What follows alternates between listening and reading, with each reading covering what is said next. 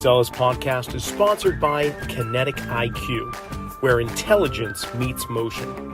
Kinetic IQ brings a biomechanics lab into the palm of your hand, letting you measure movement anytime, anywhere, with just an iPad or an iPhone, and no wearables required.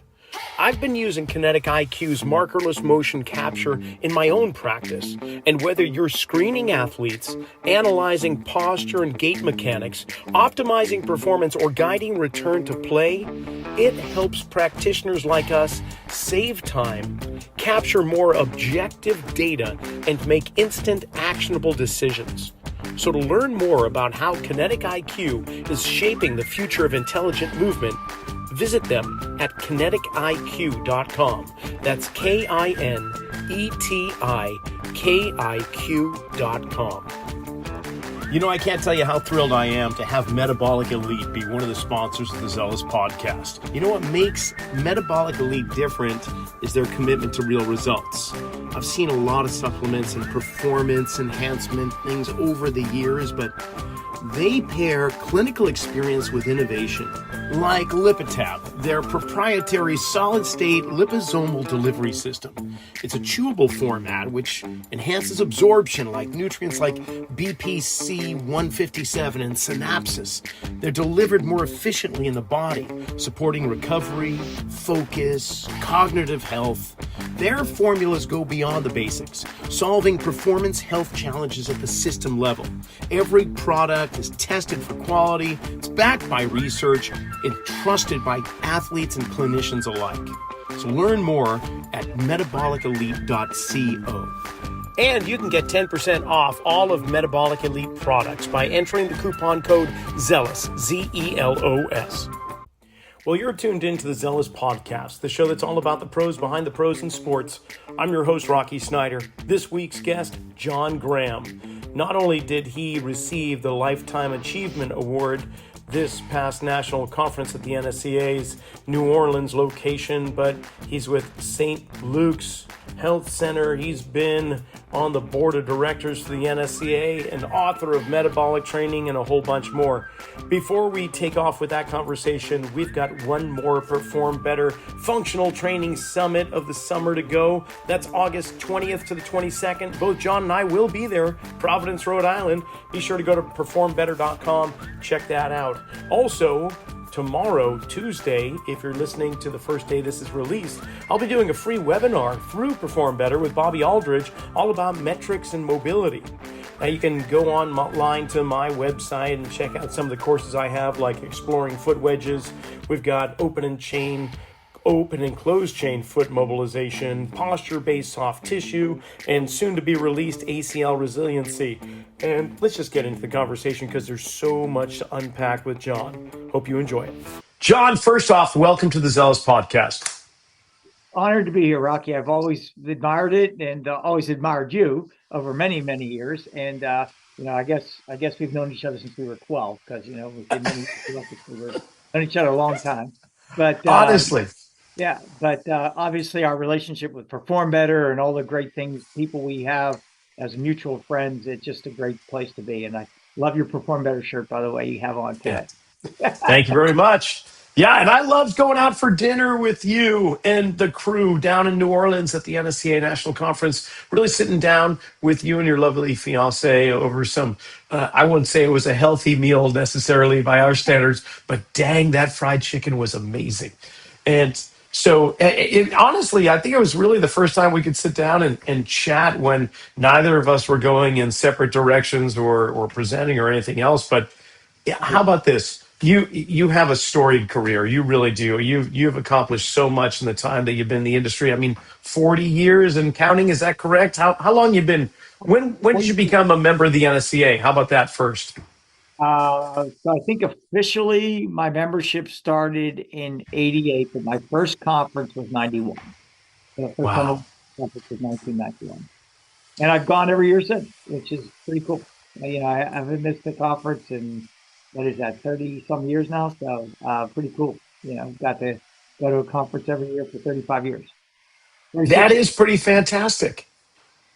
Wow. Okay. Is there, just right off the top, which conference is the most memorable for you? Um, well, they all are in some regards, but I would say probably somewhere in the early 2000s when I met Chris Porter and performed better. I think that's probably, I mean, I obviously got elected to the board and did some, had some great days and great events. But when I met Chris and the crew from Perform Better, it kind of really helped me to kind of recenter myself with my career and where I was going and, um, get affiliated with some really good people. So, before I dive deep into your journey and your career, let's just bring up to speed the listening audience as to where you are now, your role, and what you're doing. Okay. So I am at St. Luke's University Health Network, major hospital system in the Northeast region. We have about 25,000 employees. It seems like it changes every day, so it could be up to 25 at this point. We are the number one quality hospital in the entire country. Number two and three were the Mayo Clinic and Houston Methodist. So our hospital system is recognized not locally or regionally, but nationally for the quality programs and the quality healthcare we provide to our community. Um, I'm blessed to be part of a system where we now have 5 fitness centers as well. And we also have 2 sports performance training centers on top of that. So we have a tremendous commitment to preventative health and long-term health, and we start at the youth level and work our way all the way through chronic conditions and disorders into seniors and adult populations. So we really target the whole thing. And ironically, my good friend Dr. Fagenbaum just wrote an article in the Strength and Conditioning Journal in June. It came out in the June issue about long-term activity development instead of long-term athletic development. He actually wrote a story about long-term activity development, which is something that I'm very committed to now. You see the most recent research about how the 6 to 12-year-old kids, only 4 out of 10 actually play sports. So really, we have to start really focusing on not longevity when it comes to seniors and beyond, but what we're starting to do with the youth population as well. Wow. Yeah, oh my gosh. You bring up Dr. Fagenbaum, and I know him as Avery because he was one of the first NSCA members that I befriended, I think, at my very first national conference in the early 90s. And what he's done for youth strength conditioning, youth sports, just bringing awareness, helping with the position statement, all those things. I mean, there's some amazing individuals that we get to connect with. You, in my world, is another one of them. You have been in the front row seat to the evolution of strength and conditioning over these last 4 decades, like the 90s, early 2000s, teens, and right now too. And I would even jump into the 80s, so maybe 5 decades, not to age us too much. But looking back, what changes have had like the greatest positive impact on our profession as a whole? And a follow up to that is, what do you think we've lost along the way? Well, my journey started actually when I was playing college football at the University of Pittsburgh, and our strength and conditioning coach there was Buddy Morris, who is still coaching today. He's with the Arizona Cardinals in the NFL. So going back, I graduated from college in 1984. So Buddy was our strength coach from essentially my freshman year on. Um, and so he's been in the industry forever. And he was the one who kind of encouraged me not to go into PT or med school like everybody at the university was trying to get me to do because I was a pretty good student and had some opportunities to go there. But he said, John, you really got to go into the strength and conditioning world and the fitness world. He goes, that's your calling, you know? So, um, I think my mom and dad probably initially were questioning my sanity on that one, but my mom was my biggest fan, and I miss her every day. She's been gone 2 years now, but my mom was my biggest fan, and she helped me to get connected to all the right people with letters and stuff. She was a typing teacher, so back in those days, you actually didn't use computers; you actually typed letters. And so she helped me type letters and put stuff together that got me my first opportunities and took it from there. But I think the biggest changes that I've seen in a positive direction is the use of functional type training things. I mean, when I first started out training for sports, you ran and you lifted weights. And nobody really worked on speed, agility, quickness, those kinds of things. Those are the things you naturally developed or you were God given with. But learning how to do all that and obviously our good friend Chris and what they've done at Perform Better has a lot to do with that because they brought all the toys in for us to utilize and work with. And they also brought the education along with the NSCA to us. Um, and then I think, over the years, the biggest changes that have happened is just seeing the evolution of the industry, seeing people get connected to the industry, watching the journals come out and doing all the research, seeing the connection between researchers and the practitioners at the NSCA has been a tremendous resource. Um, I think the thing that we lost and we only lost it recently was that tremendous collaboration and connection we had prior to COVID. And then what I'm starting to see now is it's starting to come back. I know our Perform Better summits, the volumes are up this year. Chris is very happy with where the volumes are. But I also see the NCA people came back. It was nice to see so many people at the NCA conference this year in person, not just Yes. online. So I'm hoping that trend continues because um, it's nice the virtual platform and all the communication we can do, doing things like what you and I are doing today, you in California, me in Pennsylvania, doing this on a virtual platform. But there's nothing like being in person with someone. Like I have so much more fun like integrating with you and talking with you when we were in New Orleans and sitting down and as you said, maybe not eating the healthiest meal, but we definitely had a good time talking and just relating about what our profession's all about. And you have such a tremendous story and are such a legend in our profession. So to have a chance to sit down and talk with you just adds to my whole knowledge and understanding. Oh, you're very humble because I'm not the one that received the Lifetime Achievement Award this year with the NSCA. So I mean that what a great honor that is, but well deserved at the same time.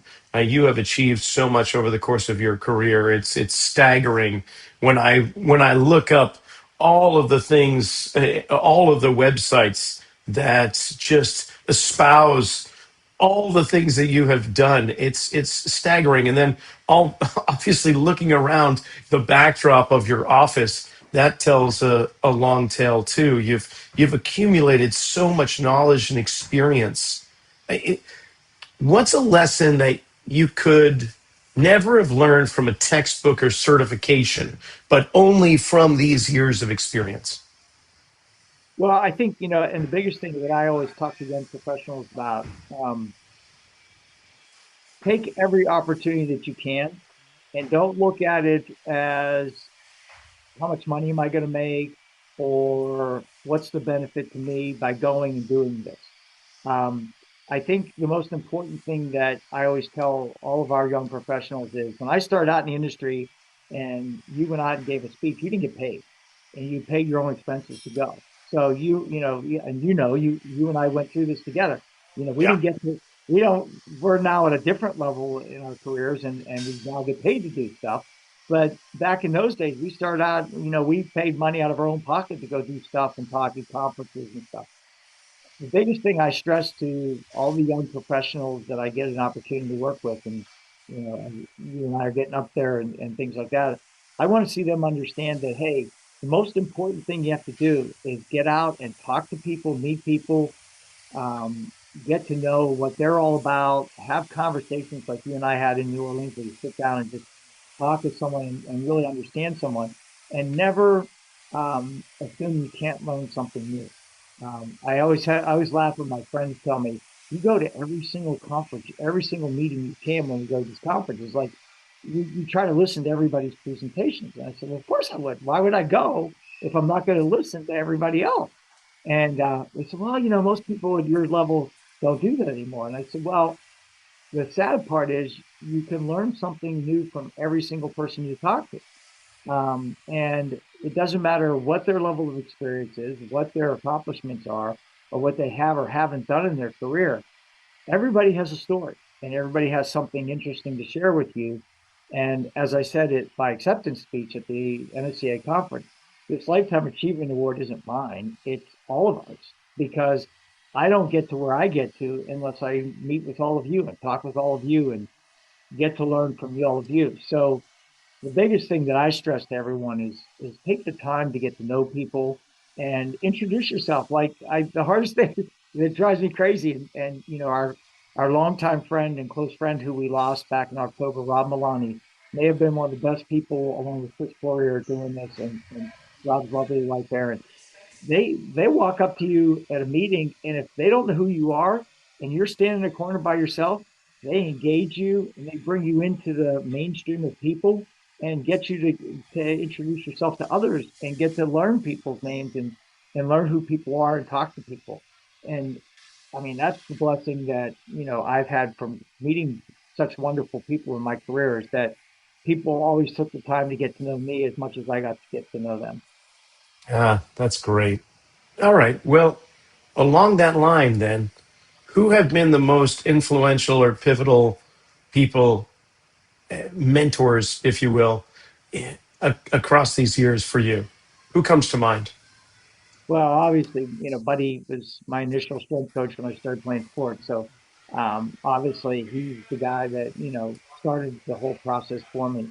Um, Dr. Tom Mead, who was the orthopedic associate at Allentown, he got me a position with Orthopedic Associates of Allentown as the director of uh, human performance and then, vice president of rehab and performance. So I worked for OA for 13 years. Um, and now working at St. Luke's, Rick Anderson, who's our CEO, he epitomizes what I hope I am every single day. He's the kind of person who, after 40 years of being a CEO, the longest tenured CEO in the country, and 80 years of age, still goes to work every day and grinds it out and works his tail off to make our hospital better. And then my boss, who retired recently, a guy named Bob Martin, who really took me under his wing 13 years ago and showed me how to be not necessarily a better professional, but a better person. Like Bob was one of those guys that got to know everybody and made you feel like you were valuable no matter what your role was, no matter who you were in the organization. And that comes down from Rick because, Rick's the kind of guy that if he's going to an elite event, he'll take our groundskeeper, our head groundskeeper with him from the hospital system to this elite event that everybody's wearing, black ties and stuff. And Rick will bring him along, because he wants everybody to know everybody in our organization from top to bottom. So, and that message, I tell Rick, I said, your biggest contribution to our profession in the healthcare world is you make the nerds look cool. You've taken all of us who maybe were nerds to begin with and you've made us all into cool people. And I think that's, I just told him that recently, as a matter of fact. And I think that's a really beneficial thing. But, other people along the way, obviously Dr. Kramer, Dr. Stone at the NSCA, been great mentors. You mentioned Avery, Pat Mediotti, Mike Barnes, all those wonderful people along the way. And then, you can never say enough about our Perform Better friends, what Chris and Aaron and Rob have done, and all of our fellow speakers, that we all get to speak with. I mean, we've become more like a family than a group of speakers. We Truly. all like are part of each other's lives and know each other's stories. And, when we lose one of our close friends, it's like losing someone in your family. So, I think those people it's been tremendous. And people like Doug Lentz, Virginia Meyer at the NSCA that have been such instrumental people in helping to build the association. People behind the scenes that nobody knows about that do such a great job, the national office team. All of those people have just been tremendous. So, I feel privileged and honored that I've had the opportunity to work with so many great people. And I could probably take our whole podcast just listing people's names that you and I have both gotten to know. Right on. So in the environment that you have, I won't say transitioned or evolved, but moved into in a healthcare industry, I find that wonderful. I find that bridging the gap, and not that there's a gaps per se, but there needs to be a connection between healthcare, fitness, strength conditioning. I mean, you here we sit on a Friday morning recording this. It's before 7 a.m. my time and almost 10 o'clock your time. You've already been working. You started your workout at dark 3:30 in the morning or 4 a.m. I know you did, because then you had a whole team of athletes coming in. So it's not like you don't have your hands still in the till of sports conditioning. I know that's there, but it's really refreshing and fills my heart to know that professionals like yourself are making an impact in the healthcare industry. And I would like to talk more about that. Like, how is it that you are taking your skills and in creating beneficial outcomes in the healthcare industry? Well, I think, a couple of things. Fortunately, I've always been lucky that I've worked with organizations that want to make that commitment. I mentioned OA and now St. Luke. To have people like Tom Mead and Rick Anderson now and Bob Martin, who saw the vision for preventative health care. And even though it's not the most lucrative or the most profit operating margin business that we have, certainly within our network, it certainly has a valuable asset to it. And, you know, it's funny because Rick always teasing me that I know more people in the organization than he does sometimes. And I was laughing about that because obviously that's not true. We named a hospital after the man, so it couldn't possibly be true. But the benefit is that we get, you and I, every day, and I said this in my acceptance speech, is we get to do something positive every day with people. Like, we get to positively impact people's lives. We don't deal with um, making people worse or having to deal with people getting worse. We don't watch people, hopefully never have a situation where somebody gets worse because of what we've been doing with them. Everything we do every day makes people better. And that's a great job. I mean, I don't even want to call it a job. It's a great vocation because we get to go home every night knowing we did a positive thing today. We made people better. We made people healthier. Um, Nobody gets to do that except us. It's one of the reasons why I didn't want to go into some of the rehab professions that were offered to me or even become a physician, because it's just the most rewarding experience to every day positively impact, whether it be a high school kid, a college athlete, a professional athlete, or the general population, or someone with a chronic condition or disorder, or someone who just wants to get healthier. Knowing that you get to impact people that way every day. I mean, I don't even consider what I've done a career. I've considered it a lifelong benefit to me. To have that opportunity to always have a positive impact. And the really cool thing, and I'm sure you experienced this yourself, is knowing that you're now working with someone's kid who you trained them when they were in high school. And when I get to the grandchildren, I'm going to start to worry a little bit, Oh, and I'm not far off from that yet.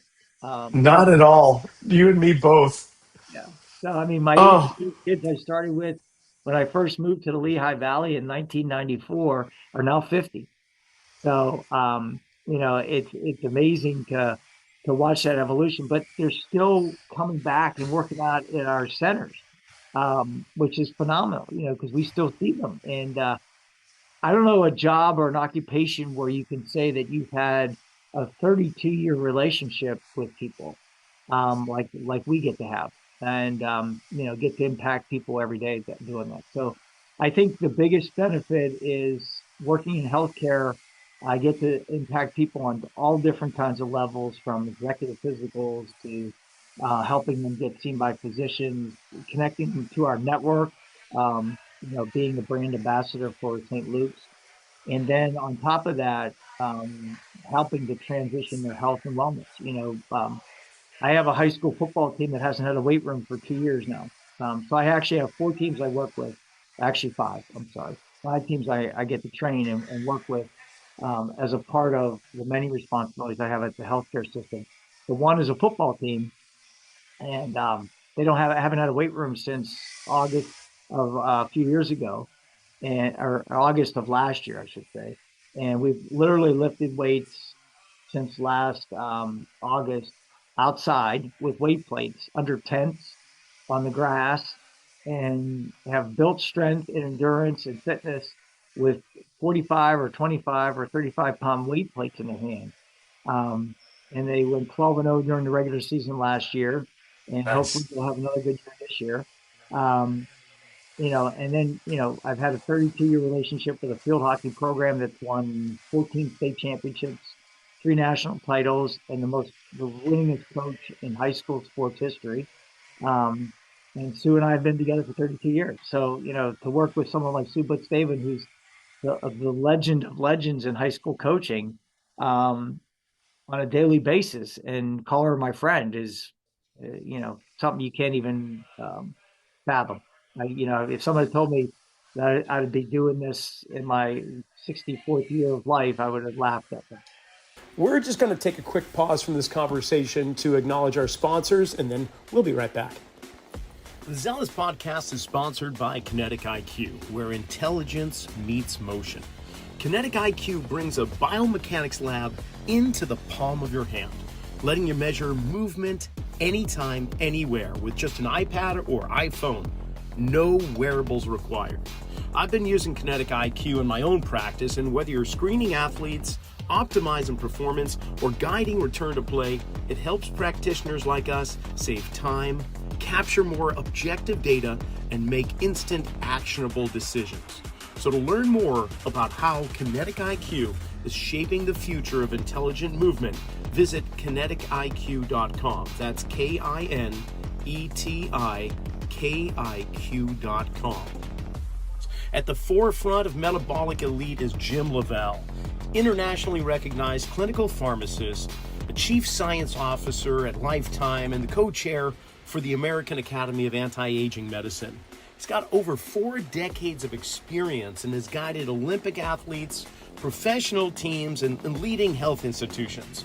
You know what makes Metabolic Elite different is their commitment to real results. Like Lipitab, their proprietary solid-state liposomal delivery system. It's a chewable format which enhances absorption like nutrients like BPC 157 and synapses. They're delivered more efficiently in the body, supporting recovery, focus, cognitive health. Their formulas go beyond the basics, solving performance health challenges at the system level. Every product is tested for quality, it's backed by research, it's trusted by athletes and clinicians alike. And you can get 10% off all of Metabolic Elite products by entering the coupon code ZELOS, ZELOS. It's something else. I know we're quite blessed. I've got a client that come January, we will have been training for 30 years consistently, pretty much nonstop, even through pandemics and whatever. And uh, now he has grandchildren. Before, his kids were just teenagers, and it's something else to be able to wake up and help others on a daily basis. You're right. It's in fact, my wife last night, we were laying on the couch, and she said, "Do you feel like you've got a good life?" Like, just one of those kind of philosophical questions. Are you happy? And I said, "Yeah, I don't think I could be much more happy than where I am right now in this moment." And what a blessing that is. So with the healthcare, and Smart to I say don't that want to her to. when you're sitting with her too, Rocky. Sorry. You're smart to say that to her when you're sitting there, right? Yeah, sometimes I don't have that wisdom come through that often, but there I nailed it for sure. Yeah, you did a good job. Thank you. I appreciate that. Yeah, we've had contracts with our local hospital, and we were teaching classes like senior strength conditioning and exercise for people living with Parkinson's and such. And And this is a healthcare group made up of many hospitals on the West Coast. But John, I've got to say, we were the only location with a program like this. They called it the Personal Enrichment Program, or PEP classes. And they, the higher ups needed concrete information and statistics to show that prevention is actually cost effective in reducing hospital visits and stays and reducing medication and so on. And it's kind of an uphill battle in that regard. It's still going on, but it's something that is not just sweeping the nation, unfortunately. I'm wondering how you're doing it, and if the hospital network or others are following suit. So, I mean, one of the things that we obviously track in healthcare, and I think I have it somewhere sitting in this office, but I did a report when I was in the early 1990s when I was at Hammond Health System, where we looked at employees who were members of our wellness center versus employees who were not. And we looked at the number of days, we looked at it over a 3-year span, and we looked at the number of days of work that they missed, um, their healthcare costs, and we took out any catastrophic type events because obviously catastrophic events aren't something that wellness necessarily prevents. But we took out all those things and we looked at it, did a really broke down the analysis of it. And what we found was people who exercise or were members of the fitness center. So we didn't really measure their attendance back in those days. But if they were just a member of the wellness center, they were missed significantly less work time due to illness than their counterparts. And their healthcare costs were significantly less. And over that 3-year span, what we saw was that while everybody else's healthcare costs were climbing astronomically quick, they were just shooting up, 30, 40, 50% every year. The group that was members of the wellness center were going in a very slow climb in healthcare costs. So we were seeing a dramatic shift in the differential between those people that were not members of the wellness center versus those that were, and it kept expanding more and more over that 3-year span.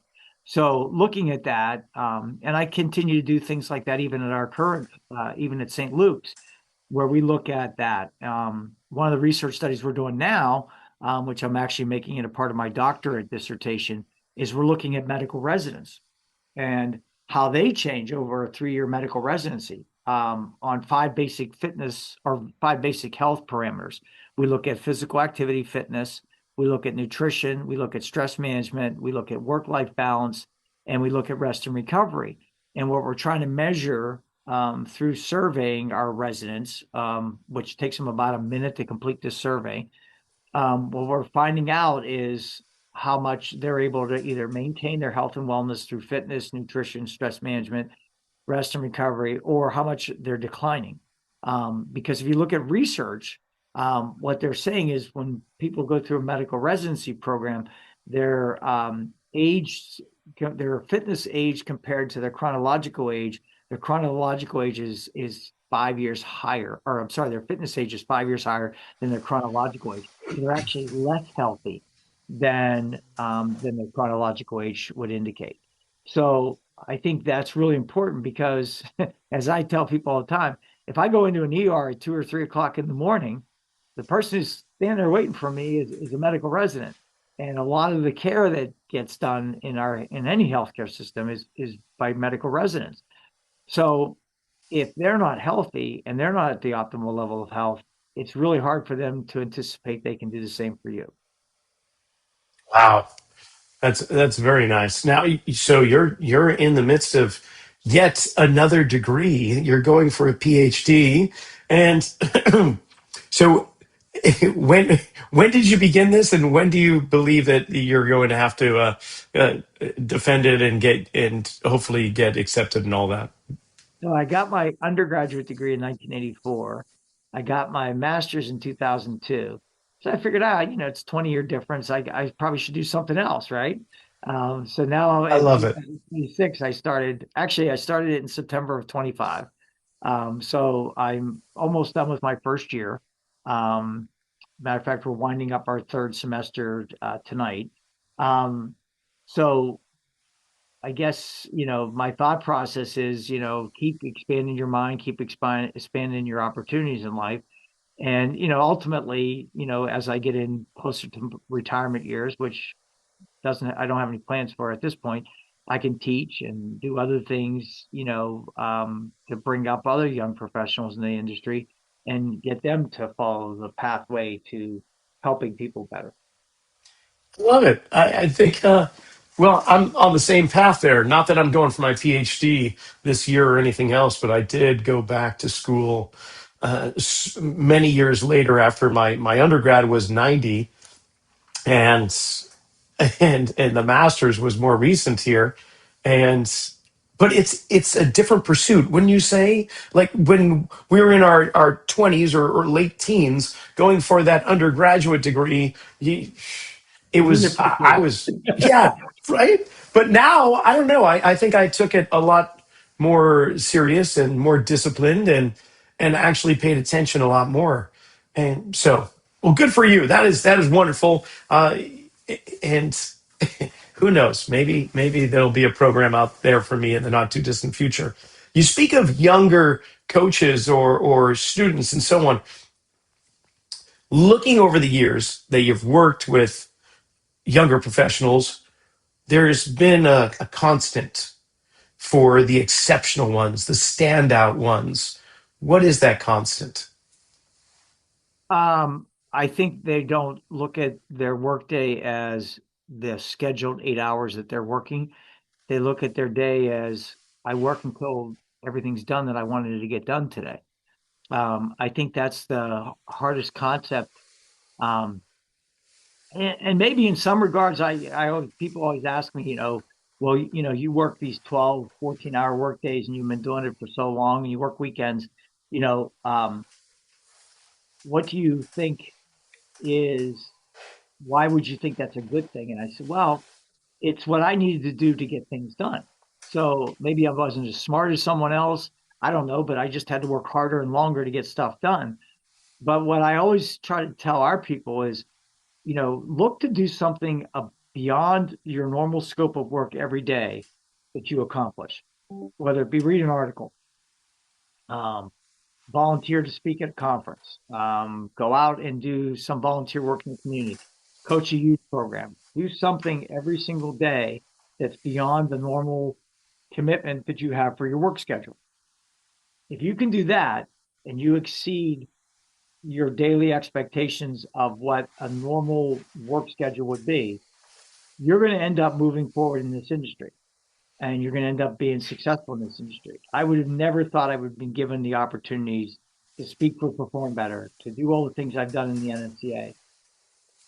Those things happen because I was just willing to say yes to people asking me to do something. So that's the key criterion is if you're looking for opportunities and actually involving yourself in opportunities when they present themselves, you're going to be successful and you're going to do well, because people always will migrate to people that are willing to do that. So that's what separates, I think, people like us from maybe people who are in the industry and are doing a great job, but they're confined to just doing what they do in their own little world every single day, and they're not expanding outside of that world. And that's not a criticism because I have one of my closest colleagues, who I've worked with for 25 years. He's never gone outside that spectrum of working at our fitness centers for 25 years. Does a great job and accomplishes a lot, but he doesn't get the opportunity to expand outside of that zone because that's where he's confined himself to. And I think Hmm. that's not a criticism because if that's where you're happiest and that's where you want to be, then more power to you. But if you want to get outside that spectrum, you have to be willing to step outside of just your normal workday and do other things outside of it. No, well said. Well, you've brought up Chris Poyer, Aaron, Rob, and of course the Perform Better family, as it is called. Eh, There's one more summit coming up And that's going to be August 20th to 21st, 22nd, roughly, in Providence, Rhode Island, kind of their flagship, so to speak. They're bringing it on home, the last summit of the year. And you'll be presenting there. I'll be attending, but I will not be presenting. I just want to sit in the seats and see what I can learn from you and all the other amazing presenters, and just great networking opportunity. Any chance I can get to go to Perform Better, I don't really pass it up. So what is it? Yeah, I want to give you a little bit of a time to explain what it is you're going to be talking about with the lecture and hands-on. Well, so actually my lecture is going to be on longevity, and I'm going to start at youth and walk people right through, high school kids, college kids, adults, chronic conditions and disorders, seniors, and just walk people right through the spectrum of 5 different aspects of health and wellness, and looking at that physical fitness, activity, the nutrition side of things, stress management, work-life balance, and rest and recovery through all spectrums of life, and look at what is important at each one of those levels on those 5 areas. What do we have to change, or what do we have to do, or what do we have to concentrate on as we're moving through our lifespan, with those areas? And my goal is at the end of it to get people to understand that it's not just affecting people. Longevity isn't just about what you're doing when you get into your 50s and beyond, but what you're doing leading up to that is all about longevity, and where you're at and what you're doing in life. Um, that's what's going to be essential to get people to understand, because quality of life is going to continue to go down if we don't find a way to really educate people at a younger age about the benefit of that. I brought it up earlier today. When you look at 4 out of 10 kids between the ages of 6 and 12 play organized sports. So what are the other 60% doing? Is that somebody getting them active and getting them out there and doing activities, or are they going home every day and playing, playing on their computers, and or playing video games and things like that, and not really engaging in doing physical activity? Yes. I'm just thinking how difficult it is, how challenging, I would say, to try to get that message across to the younger individuals without it being more family or community oriented. So so how do you get that message across? I guess that will be a good question right there. How Right. do you propose that? Well, I mean, you know, I show one slide that's kind of a funny slide. It's someone walking their dog while driving a car. So they're driving the car, and the dog's leash is outside the car, and they're walking the dog while driving their car. Um, and people, when that slide pops up, people laugh and think it's funny, and which it is. Um, but I say to them, I said, so think about it this way: how many people do you know in your neighborhood that have electric fences for their animals? And how many people do you know don't actually physically take their dogs out for walks every day? If they have a pet.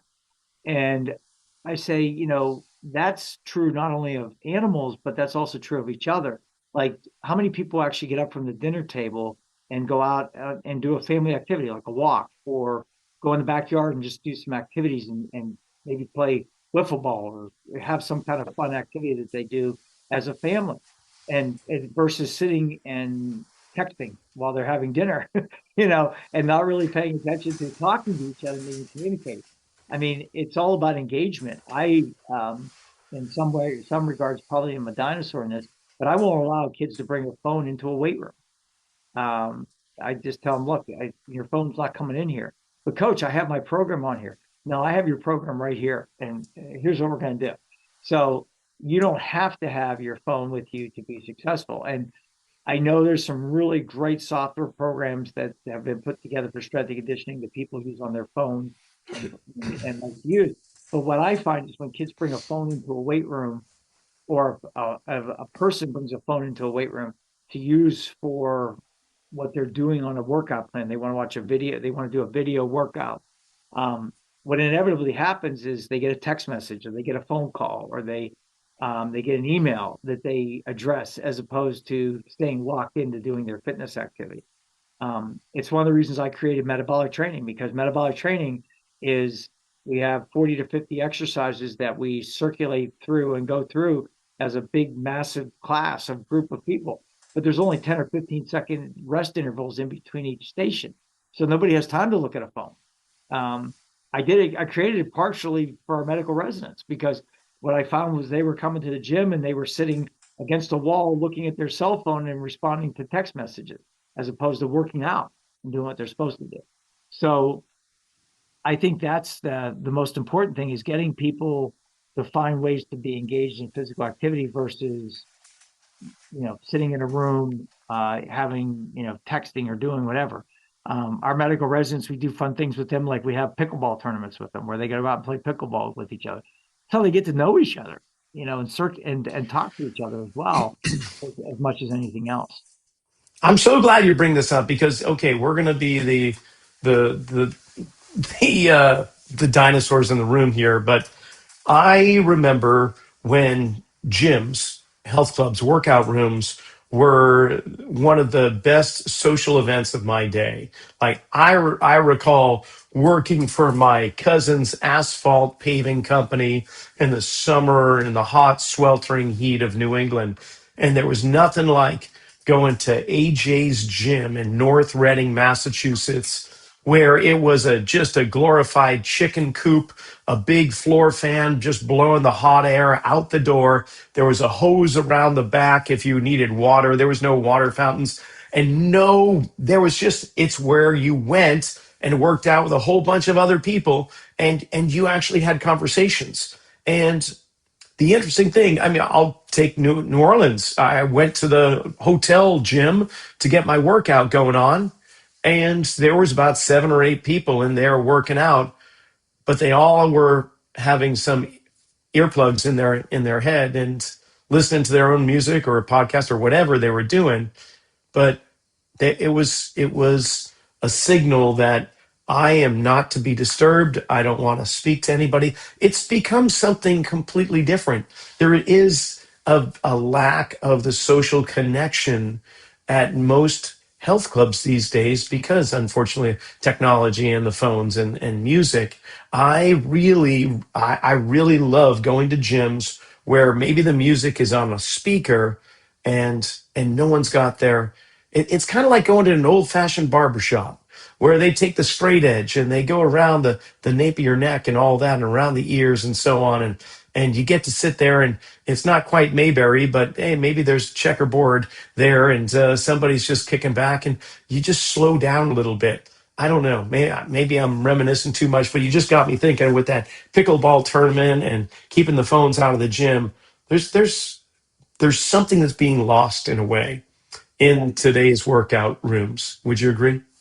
Oh, totally. And I think to go back to your point that you were on, is when people were wearing headsets and had earplugs in, you say hello to somebody walking by you, they don't even hear you because they're so tuned into their music. I think the only time I ever wear earplugs is when I'm running by myself outside. There you go.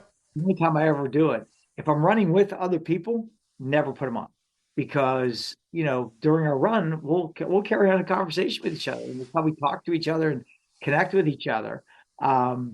It's such a lost experience when people don't have that ability to communicate directly with people when they're doing their workouts.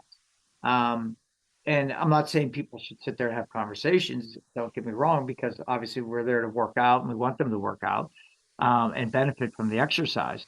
But just the opportunity to say, hey, great job, good workout, good set, something like that.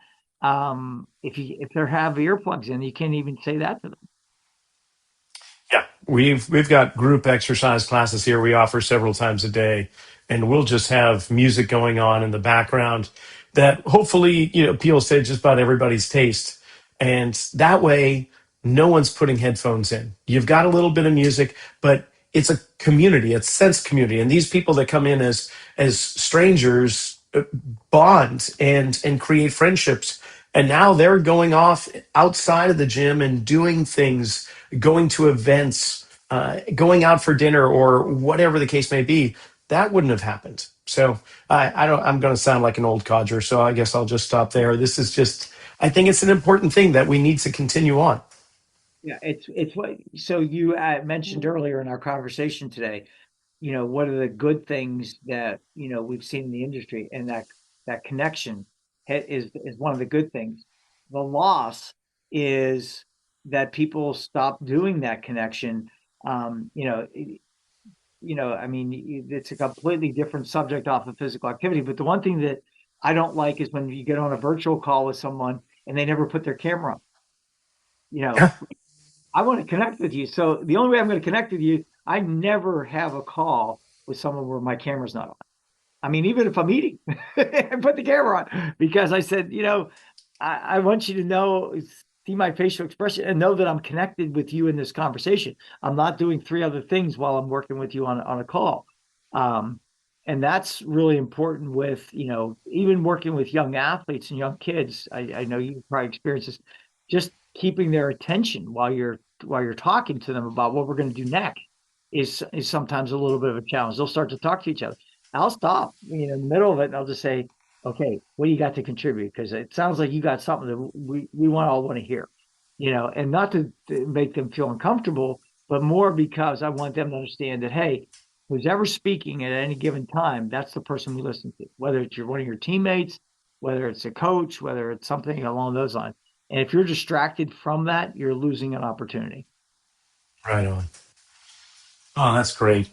I had all these questions kind of in my head about the NSCA and your volunteer work with them, the leadership, being on the board and serving on so many different committees. But honestly, we'll just come back another time, perhaps. I really enjoyed the direction this conversation has gone in, and I think it's very important. What we're just speaking of is creating the connection, and all the more reason to go to conferences because I love the in-person aspect. I myself, although I'm outgoing and you would think, yeah, he's very extroverted, but when it comes to interpersonal communication and having talks with people, going up to individuals, that was very challenging for me at first. And somewhere along the way that shifted. And I think one of the main reasons it shifted was because I was going into conferences and not knowing anybody there. So I could make the decision just to stay that way, or I could do something about it and start to create a network. And as soon as I did, boy, the world opened up tremendously with amazing colleagues like yourself and other opportunities that present themselves just by reaching out there with an open hand and introducing yourself. So for those listening, if you have the opportunity to go to Perform Better's last summit of the year in Providence, you'll get to connect with both John and myself. And John, I honestly, this has been a true treat and a pleasure for me. Uh, you've written books. How about we just? Not that we have to plug your books or anything, but you've got some really remarkable work. Where can people go to learn more about John Graham?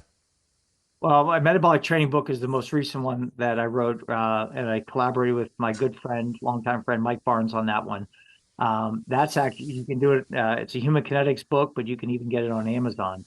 I've contributed to a lot of different NSCA books on everything from program design to speed training, to chronic conditions and disorders. So contributed to books in that regard. Those are all human kinetics books, so they're out there and available. But I think that the biggest takeaway I would say from everybody is, just have these conversations like Rocky and I are having. We had to meet each other at some point to have this kind of relationship and partnership that we now have. And I think the biggest thing that I can suggest to everyone is to do that, number one. And then number two, in your daily work, people always make a joke. They say, how do you get kids to do the workouts? Because sometimes kids don't want to do the workouts. And I have a couple of tricks that I'll share real quick at the end here. And I actually do it with my adult classes too. So one of the things I started doing a while ago was we actually count reps together. So when I'm doing the plate workout with my 80 football players, I'll say the word down, and every time we do a rep, the kids count the number. So we're doing sets of 20 on some of the lifts. So I'll say down, they'll count the rep, they'll count one. And what I do is I pay attention to everybody in the group and I watch everybody. And that means from our star players to our entry level players. And if somebody's not keeping up, what I'll say is, you guys know I love exercise. And I saw Rocky was having a little bit of trouble with the last set. Now, it may be because Rocky wasn't trying to push himself on that last set, but I never make it a negative. I always say, I think Rocky wants to do another set. So let's do one more, for Rocky, because I think Rocky really enjoys what we're doing here. And so I tell them, I say, look, if you guys do something against what our plan is today, that's telling me you want to do it again because you want to do it more, you want to benefit more from it. I always tease our kids who wear the, as Rocky, people like to wear the flip-flops and the Crocs and all that stuff to workouts. And obviously that's the last thing we want them to wear. So I have a rule now that when the kid wears his Crocs, it's an automatic 15 push-ups for every kid on the team. So, if I got 4 kids doing it, that means we're going to do 60 push-ups. And I always tell them, I said, you guys do this for one basic reason. You know how beneficial push-ups are for us. And you know that if we get to do those, we're going to get better. So the only reason you wear Crocs is because you want us to do push-ups today, right? Well, it's funny because, you may have the first workout where 4 kids do that. It never happens after that. And I can't figure out why that transitioned so quickly because that's not meant to be, the process. But I just think it's fun that you try to find ways to get people to positively do things. No parent has ever come up to me and said, you yelled at my kid today, because I never do that. I find a positive way to get kids to do what you need them to do. And that's true of adults. In our classes, we'll have adults count the reps. And people always laugh. They say, I can't believe you got a 60-year-old CEO of a company counting repetitions. And I'm like, well, I'm not going to count them. So I want them to count them. Why would I count them? I mean, I'm going to tell them to do them, but I'm encouraging them to benefit from it. And everybody always laughs. They say, that's just a fun thing. But it's really important, I think, to just really stress that to people is that find ways to positively encourage people to get better instead of reprimanding them if they don't do what you're asking them to do. I think you and I grew up in a generation where, if you did something wrong in a gym class or you did something wrong, you had to run a lap, right? That was Guilt and shame. Exactly. That's the worst thing you could ever ask someone to do. I always tell people, if you don't do what I ask you to do in a workout, I'm not going to let you do the workout because working out's a privilege, not a punishment. So, we need to get more people to understand that it's a positive thing to exercise, not a negative thing. That is the perfect point to end this conversation on, John. Man, thank you. I know you got a busy day and you still managed to put some time aside for me. So I'm so grateful for you. And I can't wait to see you in less than a month's time on the East Coast there. We're going to have some fun. Yeah. So thanks for being on. First and foremost, as I said, from the beginning of this call, I've always admired everything you do, your work, and the tremendous things you've accomplished and done in your career. We all do this together, and I thank you for giving me the opportunity to network with you again today, and look forward to in a couple weeks seeing you in Providence. Although I'm questioning your sanity leaving California to come to the East Coast, but you're an East Coast guy, so I get why you come. Well, that's one to put in the archives for sure. Can't thank John enough for coming on. Hope you can make it to the Perform Better Summit August 20th to 22nd. And for that matter, join me tomorrow morning at noon Eastern, 9 a.m. Pacific for Metrics and Mobility. Myself and Bobby Aldridge putting on a free webinar for anybody that wants to join us. Just go to performbetter.com. While you're at it, check out my website for all of the online courses and podcast archives and a whole bunch more. Until next week, we're just going to take one more opportunity to listen to our amazing sponsors and have yourself a fantastic week. Remember to check out metabolicelite.co. check out all the products they have on their website. Synapsin Pro is something I've been using to help stay focused without having to over-caffeinate myself. It keeps me in the zone so I can just really hone in on the things I need to achieve without feeling like, man, I gotta reach for an energy drink every 5 minutes. Metabolicelite.co. And don't forget, Kinetic IQ. They've got markerless motion capture for morons like me. I can use their product with my iPhone or my iPad. I can look at posture analysis, movement analysis of any exercise, gait analysis. It gives me everything I could possibly want when tracking people's movements. So, check out kineticiq.com.